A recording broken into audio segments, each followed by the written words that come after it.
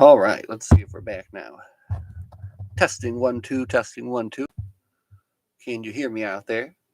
Now we're going to go to switching to second screen here. We're going to make sure. Adjust our camera so it's in the middle here. There we go. All right, let's see. Oh, we can hear ourselves. Success. Okay.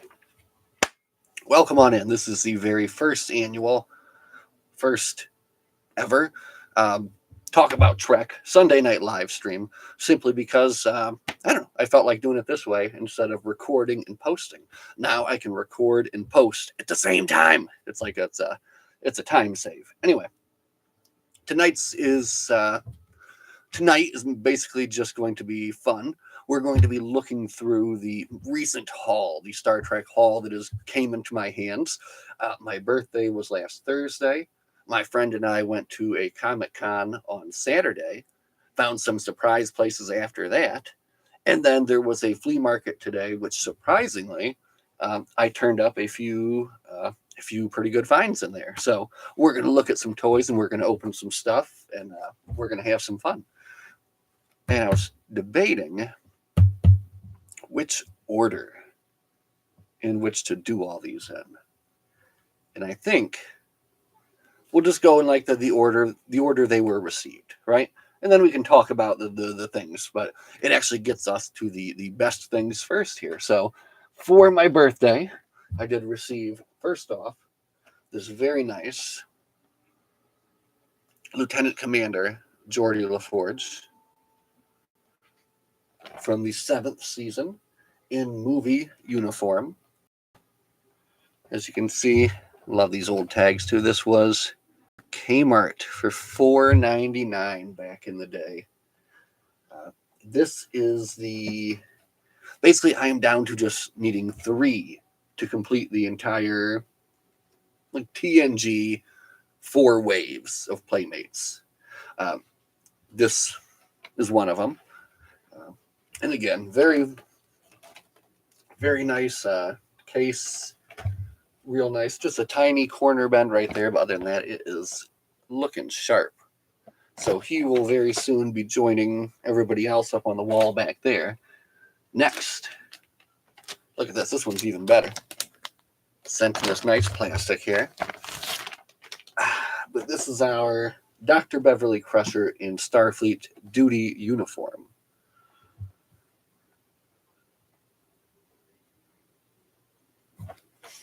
And this one is in even better shape. The corners are all super flat. Like, look at that. No smoke, no yellowing. Just a very fine and pristine Dr. Crusher figure. Of course, she comes equipped with her Starfleet gear, the medical tricorder, medical kit, Type 2 phaser, a Starfleet container. Well, that's important. And, of course, the Starfleet action base back there. No tag on this one, but beautiful condition there. So that leaves just a single one, which is currently on its way to me. Maybe here tomorrow. So there may be a little video tomorrow showing the full and complete collection. I feel like it should have like fanfare and music and special effects, like how things blowing up. Anyway, the final one we are waiting for will be Lieutenant Thomas Riker. And then when he comes in, we're going to put the final 3 on the wall. Again, have some fanfare, because that is, that's a nice collection. And it all kind of fits perfectly in this little square right in front of me too. So, you got to like it when things work out like that. So those were what I got for the old birthday.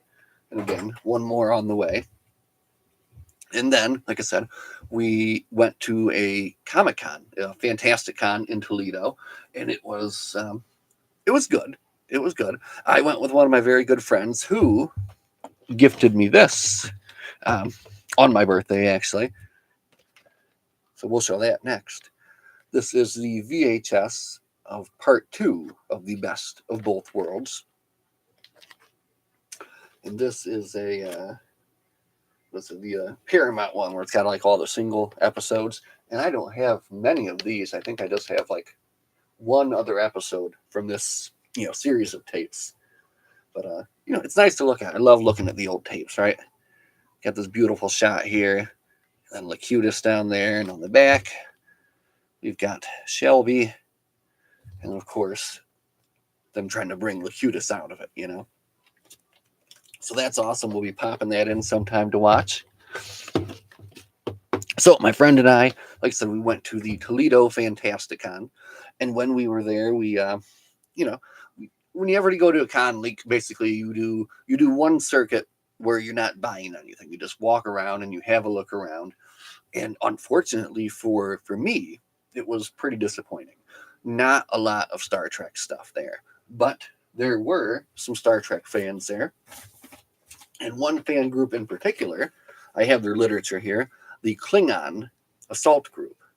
So we've got the Klingon Assault Group, and they had a table rented up there in the corner, and this guy,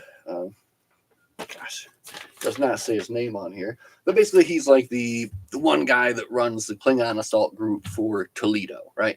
And this is a worldwide group. I mean, they have huge groups everywhere. They go to cons. They all dress up. Costuming, role-playing, prop building, language learning, and more. So just really fun. It's fun always to run into fellow Star Trek fans. And also because it was very cool, they were his ship, the IKV Shard of Destruction, was there in Toledo, and they were raising money for a local no-kill animal shelter. So you put some money in the thing, you got to spin the wheel, and if you landed on Kapla, you would have won a toy. However, my friend and I, we were not lucky enough to win anything. We both spun, and it was kind of funny because then I think it was his family or something, or his friends standing nearby, they would all yell Kapla, when you would spin the wheel. So just nice to see a Star Trek fan. He's getting out there, he's having fun, and he's also doing good. He's doing good for the world, which is what the mission is, right? So let me see, I'll share that with you guys again. The Klingon Assault Group. And you can look up their website. Like I said, they're huge. They have chapters all over the world. I imagine in larger cities, at larger cons, they probably organize Klingon drinking parties with a song and all sorts of Klingonness happening. So very cool. So you can join them. There are no dues. You just join up. So if you're interested in joining the Klingon Assault Group, you can check them out. So. Oh, and hanging out right there with the Klingon Assault Group was the crew of the USS Uhura, which is the Sandusky, Ohio branch of the Federation, which is the Star Trek charity. And I've talked about this before on the channel. I am a member of the Uhura, but unfortunately, I am a bad member, and I'm unable to make it to meetings. I'm going to try to rectify that this year. I do want to get back to going to the meetings. It was so cool to see them all there. Like, they were all dressed up in their uniforms. They were looking sharp. A couple of them had the lower decks, like the new lower decks uniforms, and they were looking really sharp. So it was just good to see them out there representing the fandom, representing, what they do. And yeah, I know that's one of the big things they do, and that's something that I wish I could get into more. But again, time is a factor. So what are you going to do?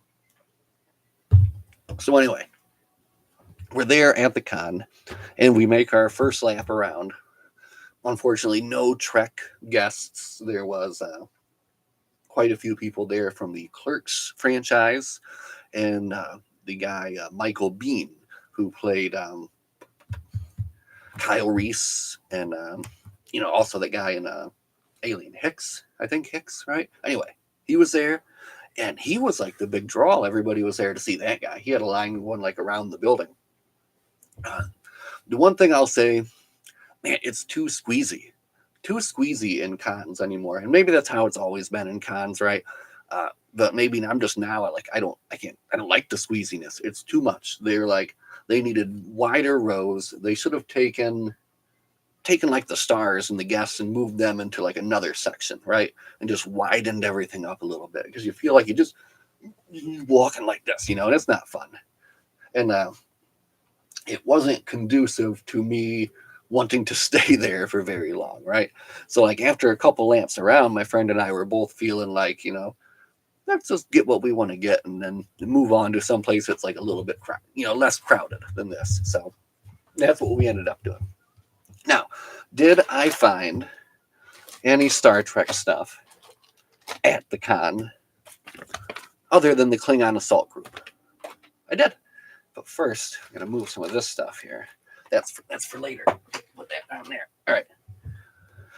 What we found, not the most exciting haul of stuff, but it could lead to some things that are very exciting. First off, the first thing I saw was this book, right? And it said, on red, $10. And I'm like, well, that is a nice looking book. It's very fresh. It's not completely fresh, so look at that. Little ding there. But for the most part, let me see, what are we looking at here? This is The Making of Star Trek by Stephen E. Whitfield, which was published in 1968. So that's 32 plus 25 years old. Fairly old book. And it is in fairly nice shape, but on red, that's, sir, your claim is false because the spine is bent. It is not on red. Someone did indeed crack it open and read it. It's a very cool book, and in fact, I did already have a copy of it up there, which is very well read. So it is nice to have one that is totally and completely fresh, except for a few minor problems. But it's got a lot of cool pictures in it. Here, look, here's couple of old pictures there. It's a neat book to have. So we got that, but I didn't want to pay $10 for it. That's way too much. So we did strike a deal with the fellow as I crinkle this paper in your ears here, ever so loudly. Put that over there. Okay. And what we got was, this was the other cool thing that he had.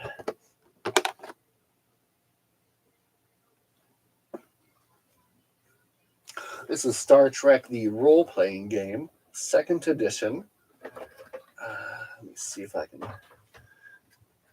right, so this is from the FASA Corporation, right? And look, this is like brand new. This thing is pristine, right? Hey, what's up? Welcome in, guys. I'm loving Probe. I'm probably going to finish it tomorrow. Now, look at this thing. This thing is fantastic. It is in like perfect condition. And again, this is the guide for the role-playing game, right? So I started to dig into it, and man, it is deep. Look at this very, very tiny table of contents. Look how small they had to make it to get it all on one thing there. So it has got a lot going on. Weapons tables, character generation forms, just an incredible amount of stuff. I would love to be able to get into this and run a game. My friend said that he would play it with me. His wife would probably join in too. And then we talked maybe we could do it like online, to make it easier to get more people to do it. Because other than him, I don't have many people around here that would get into that. So what it came with was the game operations manual, the cadets orientation source book. Let's see what that one's got. Oh, this one's got personnel files, equipment. Nice. Okay. Insignias, ship classifications. Very cool. And then the final is the Starfleet Officer's Manual. Let's see, the Officer's Manual. basically kind of looks like it lays out more getting into the game, skills, proficiencies. I feel like I would need a tutorial video just to figure out how to even get started on this. Here we go. Creating a character. And then there's your basic character sheet right there. So I think I got it at a good price. I was able to work a deal with him for this game. And then he's like, "Did you see the other books that go with the game?" And I'm like, "No, I didn't see the other books that went with the game." And he had these 3 other just like adventure books, basically. I'm guessing that would give you additional stories, additional scenarios, and things like that to run through. So we have, in order, Captain's Log number 11, Origins of the General War. We have Captain's Log number 13, The Best of Nexus. And then we'll open up this last one here, which is Captain's Log number 16, A Sense of Obligation. I kind of like the art on that one. Look at that. Actually, let's open up the second one, because I opened up the third one already. So again, these will just give you, and they give like really in-depth, whoa. Here are counters. So I wonder, would you copy that and then cut that out, I would think, right? I guess that's what you would do back in the day. Behind the Glory of the Heroes by Joseph McCarthy. Yeah, so this gives you basically a scenario. Gives you a story to start off with.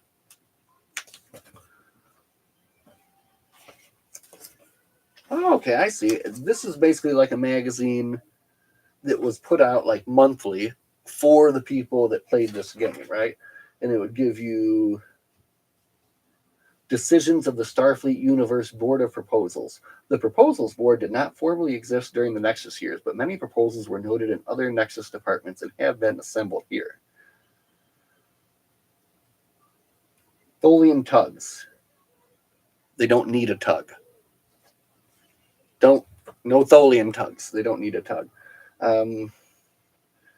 Roll me over, turning ships upside down. This is a clever idea that will allow you to turn undamaged shields and unfired weapons towards the enemy while flying in the same direction.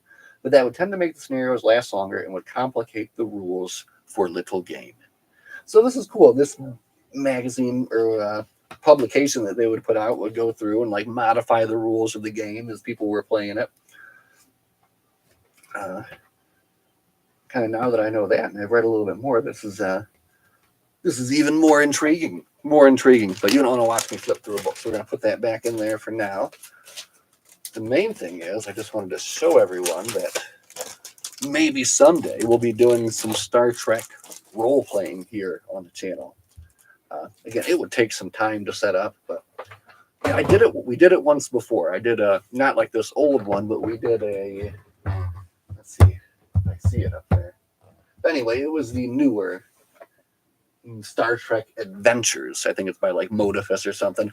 And I ran that with my friend and his wife, and we had a campaign that lasted at least for a couple days, and then life gets in the way, and there's nothing else you can do about it. So, I didn't put my dice away.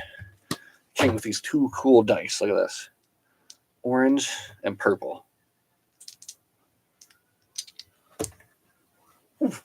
I didn't roll a 1. Trust me, it was fine. All right. So this, plus the book, was the haul that we got from the Comic-Con. And like I said, I talked him down a little bit, so I saved a little bit of money on it. It wasn't too bad. But that wasn't even the best Star Trek stuff of the weekend, all right? So after we left the Comic-Con, we went and we had a nice lunch at a place called the Maumee Bay Brewing Company. And it was like right by the river, and it was just very nice, good burgers, good beer, good times, good company. So we had fun there, hopped over the bridge, headed down kind of like the old road that we used to cruise up, back in the old days when we were teenagers, and happened by this spot that I'd always remembered seeing when I would drive my dad up there, and it was a flea market. So I'm like, all right, we got time. Let's check this flea market out. We pull into the parking lot, and there's this flea market over here in like an old Value City shopping center. And then here, what does it say? Vintage toys. I didn't even see that place. I'm like, what? Vintage toys? You're kidding me. So we park there. We go in there first, walk right in, look down and to the right, and there's a little Star Trek shelf. I'm like, what? Are you kidding me? And on this one Star Trek shelf, there's like so much cool stuff. Where do we begin? Where do we begin? All right, let's start with the little ships. All right, so you saw a few weeks ago, we picked up, some of these attack wing ships here. And now, I pick one you already had. Nah, these are all new too. All right, check this out. So we got, oh boy. Now, the one thing is these do not come with like the cards and stuff. But anyway, we have the Phoenix. All right. Now, I want you guys to all pay attention to these prices too. Look, the Phoenix, it says $950 right there, $950. Not very good. Anyway, it does come with like the stand pieces, but not the cards or anything. But the Phoenix for $950. We've got this, I think this is a Hirogen, right? Hirogen, also $950. We've got this, Defiant class for $950. And finally, what the heck is this thing? All right, we're going to open this one up. Someone might have to help me out on this one if it's not in here. Oh, no, this is the Queen Vessel Prime. And it just dropped the pieces down there. It's fine, we'll get those later. All right, Queen Vessel Prime. All right, we're going to pull this bad boy out. Look at this. Look at this.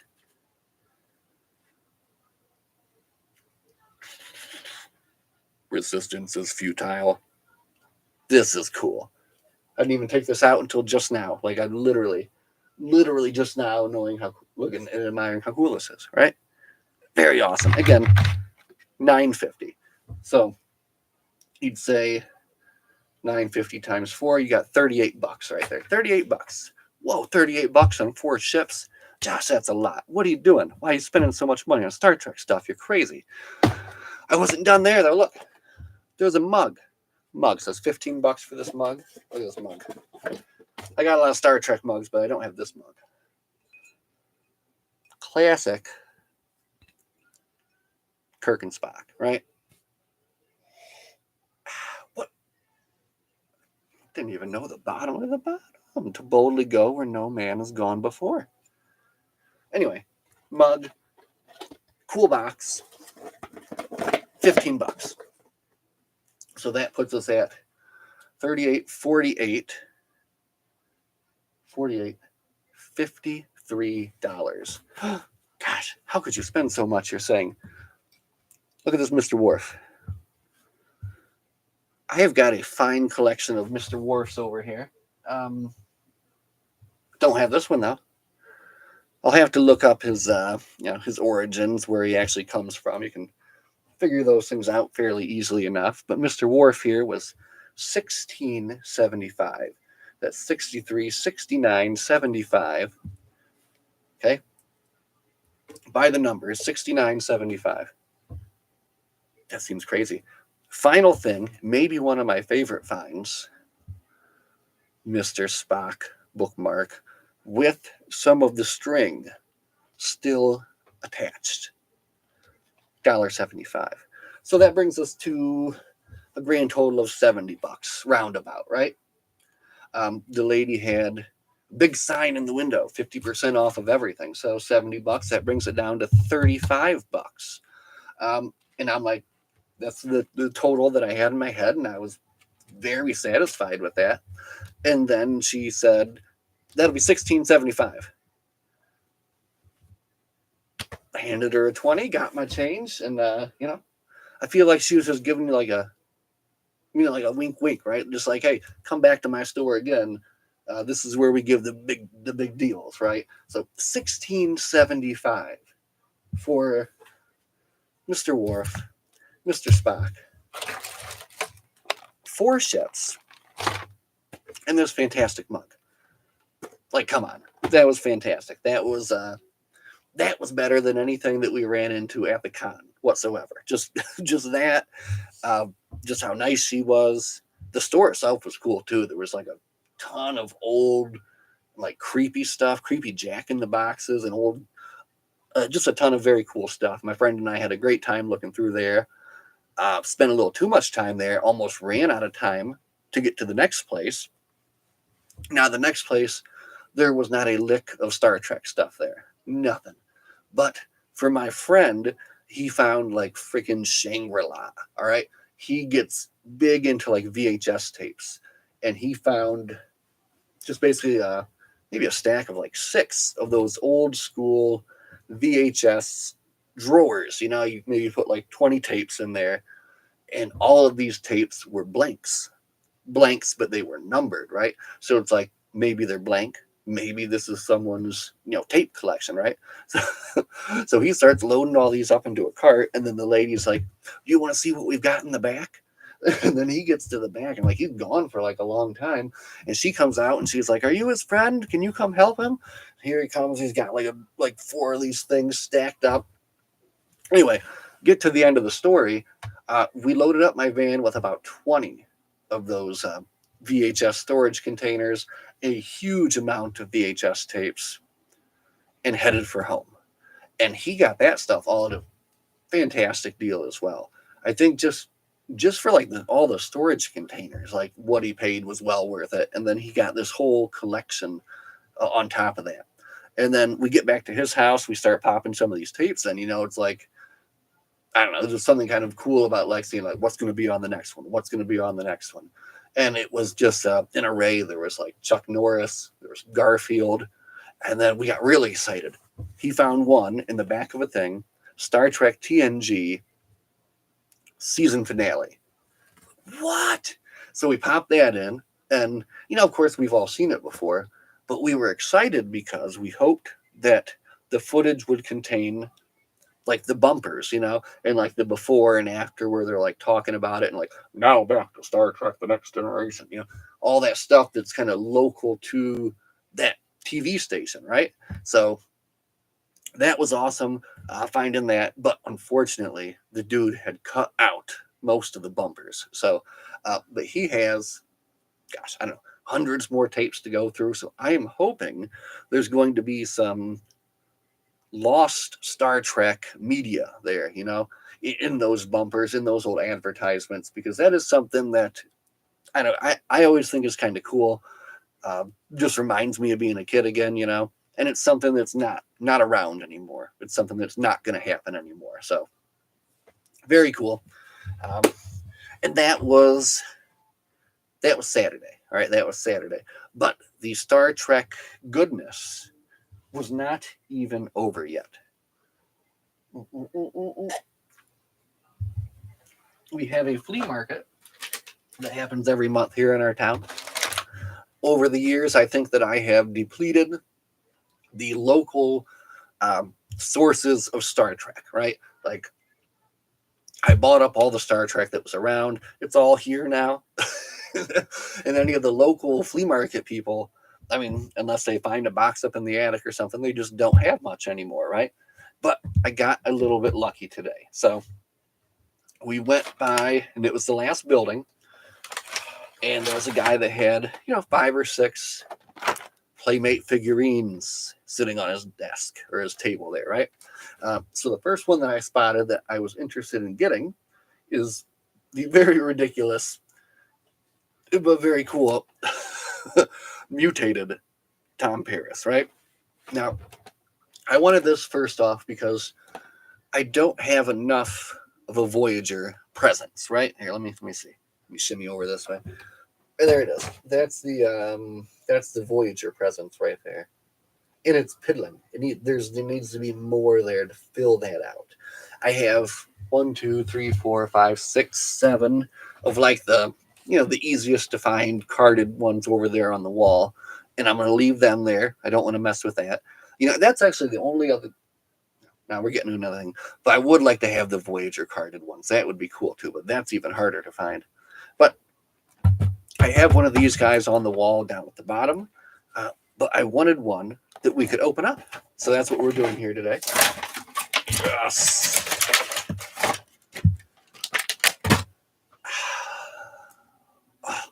Something about opening a toy, right? So anyway, here is our mutated Tom Paris. He's got some stuck joints here. Let me get him action posable. There we go. Okay. So you can have a closer look here. Again, Playmates always does a great job. Look at this one off on this crazy toy of this character from this one episode. And they really did, it's a good face. It's probably not going to focus well for you, but take my word for it. He looks good. He comes with the typical. Okay, I didn't know that I didn't even read, but yeah, he comes with the salamander babies. Salamander babies live here on YouTube. All three of the salamander babies. So of course, if you're not familiar, these are the salamander babies that, oh god, you can't see them. Look here we go. We're doing them an injustice. The poor salamander babies. These are Janeway and Tom Paris's children, of course. I had no idea that those were in there. That makes this mutated Tom Paris toy go from a 7.5 to a 9.5 easily. And now, I mean, obviously he needs to be displayed with his children. We'll have his children there at his feet. And let's see, you take the action base, pop that into the drawer. He's not going to need that. And check out the card he came with. Let's have a look at that. All right, here we go. All right, kind of washed out. Weird. Oh, here we go. He's upside down. He's laying in a bio bed there. Mutated Tom Paris. After managing to exceed the theoretical impossible warp 10 velocity during a transwarp experiment, Tom Paris violently mutates into a strange new life form. It is then discovered that Paris's mutation was the result of a transwarp accelerated natural DNA evolution process that fortunately could be reversed.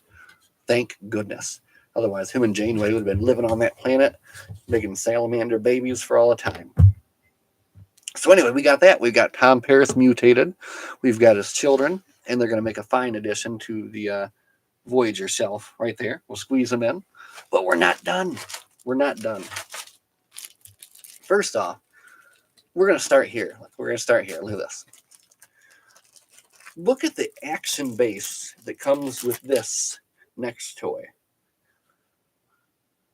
Do you recognize what that is? I didn't even really know it at first, right? But this is the action base for the Kazon. And again, the Kazon is another one that I do have a Kazon hanging out over there. He's in pretty good shape. But we need more for the shelf, right? And we need more Voyager toys, right? So now you can have Kazon going up against Tom Paris mutated. Right? Awesome. Don't hurt my dad.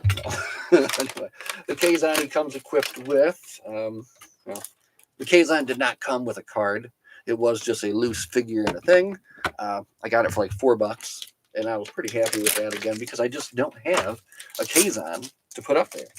But now I do. So I don't remember which particular Kazon we're looking at here. Let's see if we can get any details from the back. Nope, just generic Kazon. Rank, none. Species Kazon. Characteristics, protruding coxcomb forehead. First encounter, stardate 48315.6.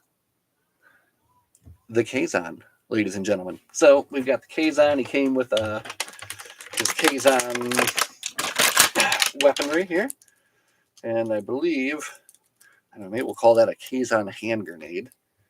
We've got a Kazon blaster and a little hand blaster. But as I don't put the accessories up with the people, I will put them right there. Star Trek accessories. All right. So we got 2 toys that are going to expand our shelf and make that a lot better. But we weren't done yet. We had one more find. And yeah, I do have like a lot of these. But unfortunately, over time, I think a lot of their clothes got messed up and lost. Things got mixed up. But we've got ourselves an Adhar Ruafo, right?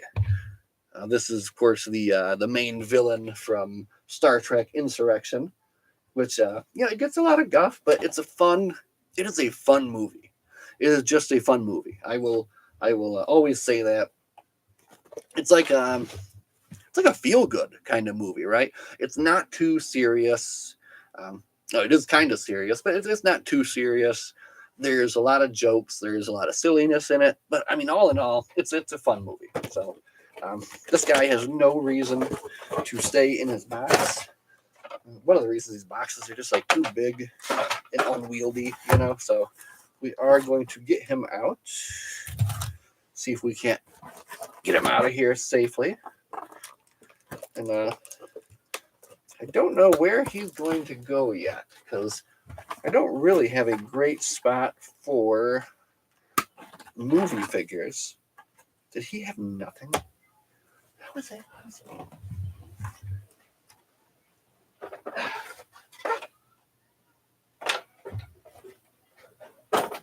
Huh. I'll be darned. Okay. Anyway, apparently this man has no accessories. He comes with nothing whatsoever, just himself and his very, very nice outfit. Let's see. This guy was, I forget the name of the actor. Does that Kazan come with a cup of water? He wishes, right? No water for you, Kazan. You're going to have to keep on looking for that, bro. Check this guy. This is pretty good, though, right? Again, man, they did do, Playmates made some nice toys back in the day. That's an era that we're never going to be able to go back to. He's got some silly mittens on his hands. I don't know what that's about, but just makes the look, right? Goes with the boots, goes with everything else, right? So anyway, we've got a Ruafo now to put somewhere back here. All right, see, like that's Deep Space Nine, Klingons, Kirk, Spock, TOS, Voyager, Next Generation guys. So this one's gonna have to just end up maybe like over here. We got like some spots over here on the bookshelf where people can just kind of hang out. And then when my kids go and they slam the bathroom door too hard, they all go, whoa, come flying down at me. But, what are you going to do? Yeah, let's do that. No, not there. Right there. Perfect. Okay. Wonderful. We did it. All right. And then later on, we'll sneak our Voyager guys. Yes, F. Murray Abraham. Thank you. I knew it was one of those names where it was like an initial and a name or something. Yes. All right. Perfect. Man, is that everything? I think that's the whole shebang. Again, I'm hoping we will be coming back tomorrow to post the complete Star Trek The Next Generation Playmates Wave 1 through 4 video, which I should verify before I keep saying that that's what I have. I think that when I first set up this wall in front of me here, I was meticulous, and I was like, all right, this is the order, this is the way they go, and then I hung up pictures of the ones that I needed. So I think with this final one, we've got the whole thing going. So that's going to be fantastic. For now, we need to clean up. We got to clean up my desk. I've made a terrible mess. I've got stuff everywhere. And I've just kind of been piling Star Trek things around me so that we can sit down and show them. But now we're going to clean up. We're going to sit down and hopefully finish up Probe tonight. Probe is a TOS book that is kind of like the follow-up to Voyage Home, right? So you're following the probe after it leaves Earth. There's some very cool stuff with Romulans going on that I've been enjoying. And if not for the freaking Zika fever that infected my family, I probably would have finished it like a week ago, right?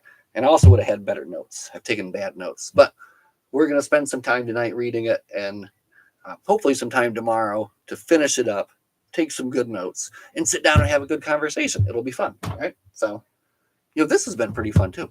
I think I'll probably do this again sometime, but we will end it here because I said I was going to do this for 20 minutes, and now we are sitting here at 40 minutes. But hey, that's cool, right? It's been fun. So thanks for hanging out. Thanks for looking at all my good Star Trek stuff. Uh, in the future, hopefully, we'll be playing some Star Trek RPG. Maybe we'll be hanging out with some Klingons, the Klingon Assault Group. Who knows? I wish everybody a fantastic Sunday night. Hope you have a wonderful week. As always, live long and prosper. We'll see you guys in the next one. Good night.